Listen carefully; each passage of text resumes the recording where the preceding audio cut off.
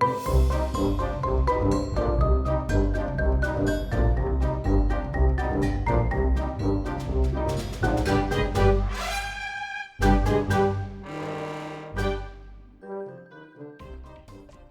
and welcome everyone to episode 7 of Briks with Bask, our side series where I build Lego sets based off of our episodes, and today's episode is inspired by Snake Month, and I'm doing it for our Silver Screen Science episode on Anaconda, the movie from 1997. So this is an interesting build in the fact that it's just a normal animal, but I'm trying to build it for the movie.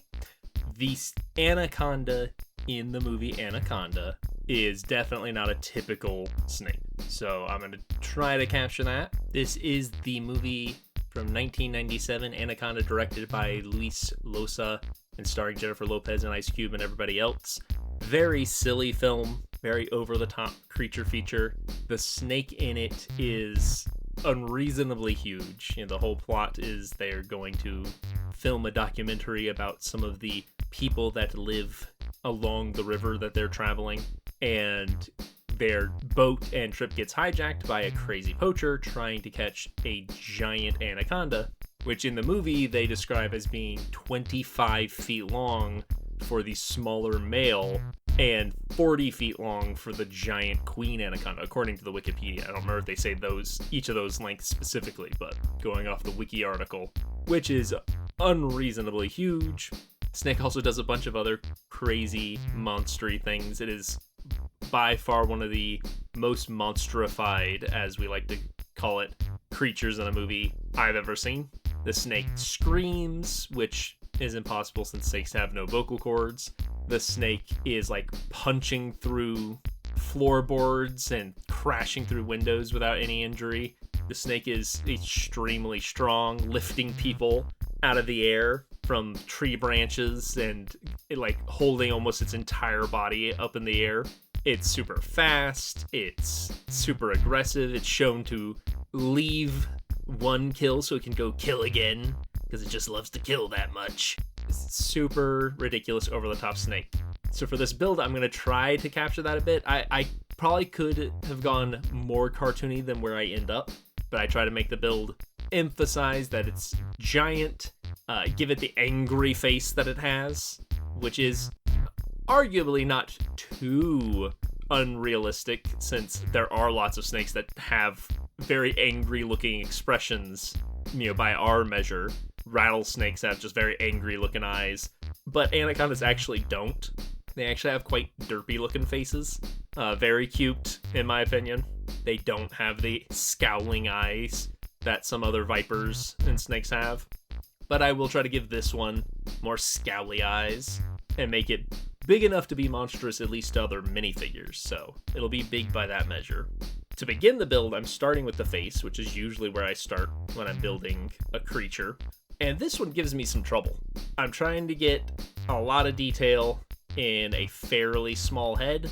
Yeah, I didn't want to make this thing so big that it was unwieldy to build, you know, too large to actually function, and so I'm trying to get all the proportions in. I've got the central snout in a way I like.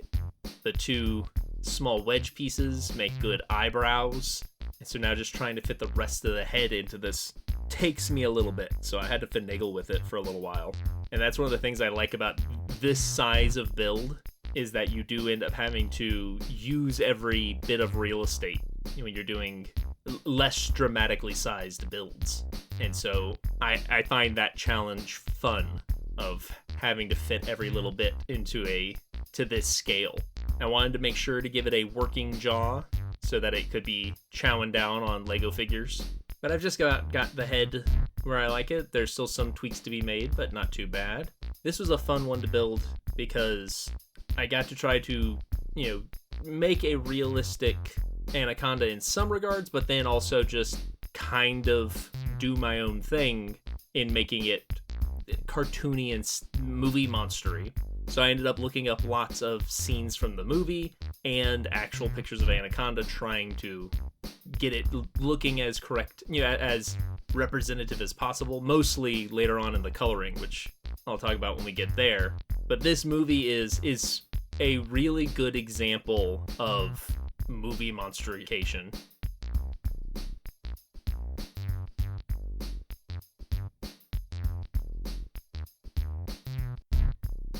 I was almost tempted to stick with this jaw. It gives him kind of a Gaston chin. It's just a little too square-jawed. But I was almost tempted to stick with that because it kind of leaned into the movie goofy version of just this movie protagonist lower jaw. But this one definitely feels a little more accurate. And so if I were trying to make a just normal anaconda, I probably wouldn't have added this big dramatic lower jaw. I would have just built the face. I also wouldn't have tried to give it the angry eyebrows that I gave it here. So those were all trying to capture the movie version, which has the scowling face, big mouth that it's using, to attack people, and just swinging open all the time. Back to the movie, though, it is a fun example of monsterification and taking a real animal and making a movie antagonist out of them. This is one that I feel like is a really good teaching tool for that, because snakes already have a very negative reputation, and the anaconda specifically is a very extreme snake. It is the heaviest snake by weight alive today. Big females can reach upwards of 70 pounds. So it is an extremely large snake, and there are reports and rumors of them attacking or even trying to eat people. There may be some that I'm not as familiar to say whether or not there are any confirmed cases with anacondas. There are with some other large snakes, reticulated pythons, and I believe rock pythons. Rare cases of them attacking and killing people, usually either elderly people or young people that are more slighter in their build. Anacondas, I don't know if there's ever been confirmed cases, but even with those rare cases on the other snakes, it is not something that is happening regularly. These snakes are not aggressive toward people. They don't hunt us. They don't see us as food.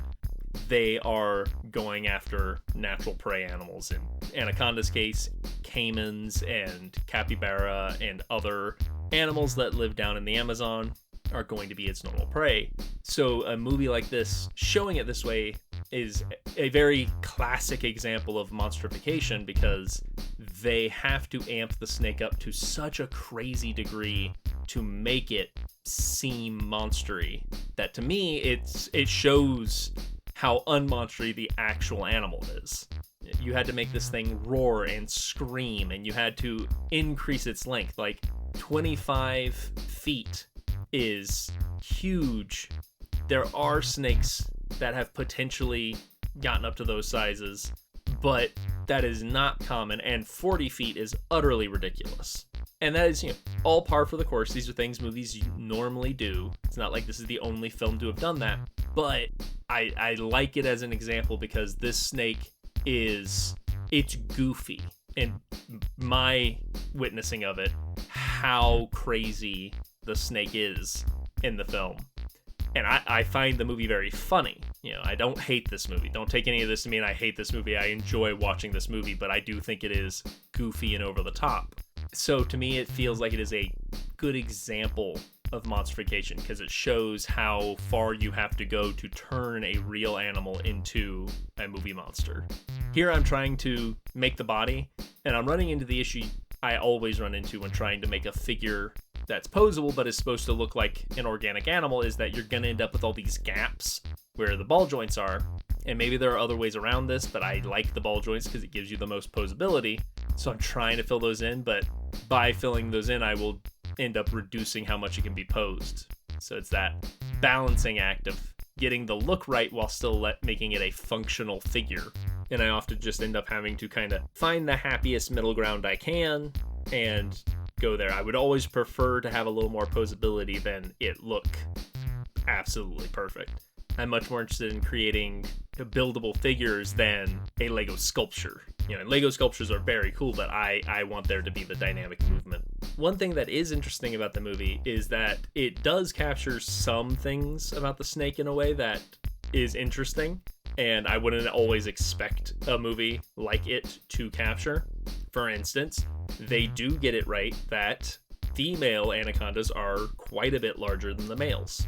they have sexual dimorphism, where the females are the larger members of the species. This is fairly common among many snakes and even other reptiles. As far as for the female and for the species, this is a benefit because it allows the females to have more eggs when they reproduce. So there is an advantage to them being notably larger. The males are not small. They are still large snakes, but they are notably not as big as the female. And I saw one mention of it on the wiki article that there is a pressure for males to be larger because it allows them to outcompete other males during mating and gives them a better chance to be the ones to successfully reproduce with the female, since they can produce more sperm and outcompete in the mating action. But that there is a selection for them to be smaller, because if they get too big and get closer to the size of females, they'll be mistaken as a female by the other males, who will then try to coil around them during mating events and interrupt them trying to mate with a female.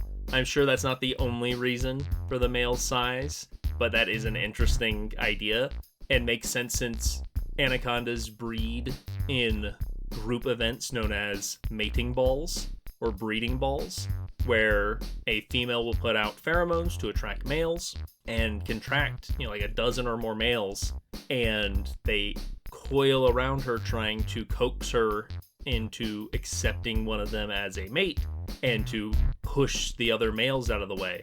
Other snakes do this. This is similar to what garter snakes do, and is actually featured in the second movie, Anacondas. They show a very over-the-top movie version, but they do show a breeding ball there. And so there could be some specific benefits to that size difference that play into their particular way of reproducing. I just found that concept funny, that there is an advantage for the males to distinctly not resemble the females. At this point, I've got the body mostly built. It's just a bunch of repeated segments. I do end up adding some variation as we go on. I'm trying to taper down to the end of the tail, which is also something that's always an interesting challenge with Lego, to do organic shapes, because Legos are very inorganic in shape. They're very geometric. And trying to get these more subtle gradations and shapes can sometimes be a bit of a challenge. And once again, like dealing with the gaps of the ball joints, I often find myself just eventually settling for kind of a happy medium that is good enough, not necessarily perfect, but gets the job done. It's also interesting building a snake because I don't want it to just be a tube, because snakes are not just uniform tubes, but they're more so that than they aren't in ways. So it can sometimes be tricky of, I don't want to make this too simplistic, but there's only so much, detail I can get into building a snake body. So really, it ends up coming down to the coloration that becomes the more involved step.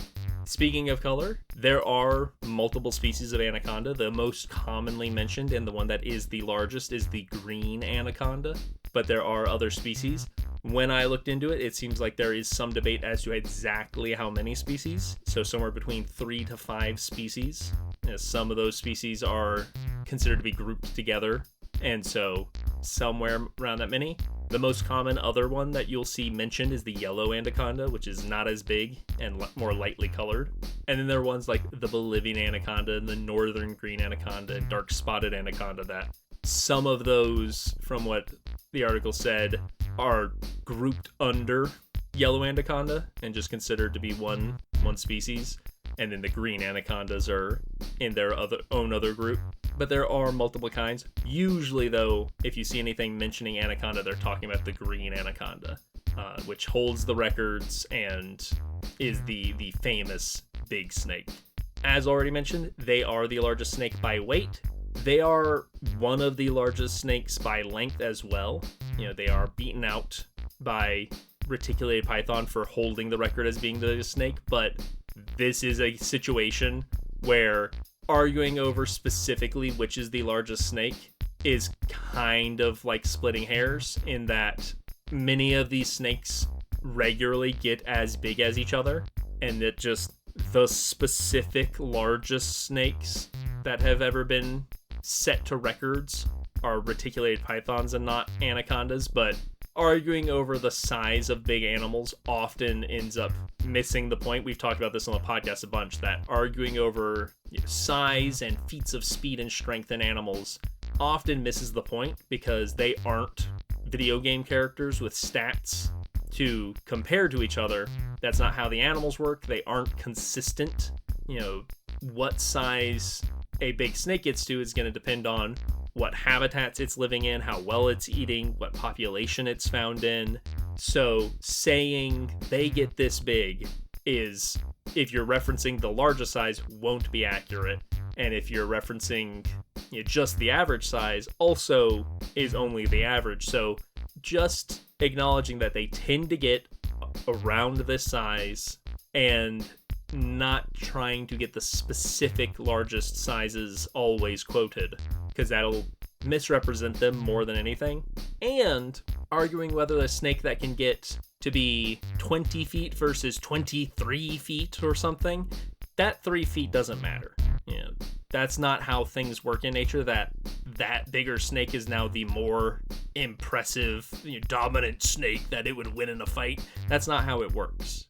By that logic, if you look at two wrestlers and you go, yeah, but I know this guy is 300 pounds, but that guy is 310 pounds. So he's got the, our sumo wrestlers or whatever. But, if you are like measuring them off of that, this guy's 240, that guy's 260. So obviously he's got the advantages. That's not how things work. And treating nature like it's video games or such often can be misleading. I know it can be fun, so I'm not here to poo-poo on people having fun, but it does run the risk of perpetuating the idea that animals are like Pokemon and that they can be ranked and measured against each other, when really that's more likely to mislead you than anything else.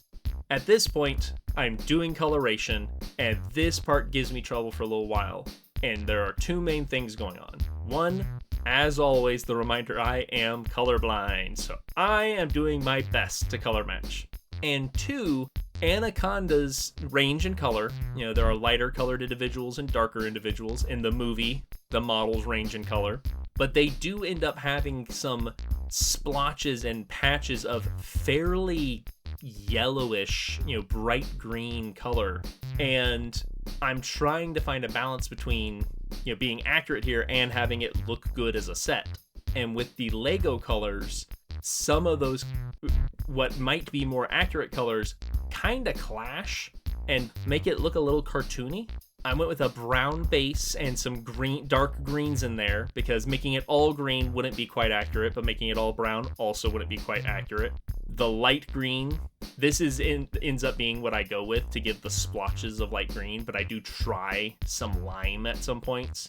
So you see me mess with the colors here a whole bunch, trying to get it to feel right, to look right, and it takes me a while. In fact, you won't see me get to the final version in this video. I end up tweaking it still a little bit more afterward as I'm posing it for the final image.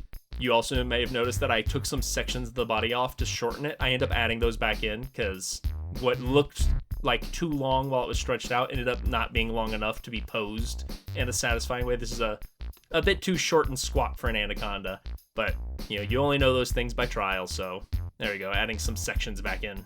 So this is one where I don't know if I'm fully satisfied with the final coloration, and I actually end up testing them out here.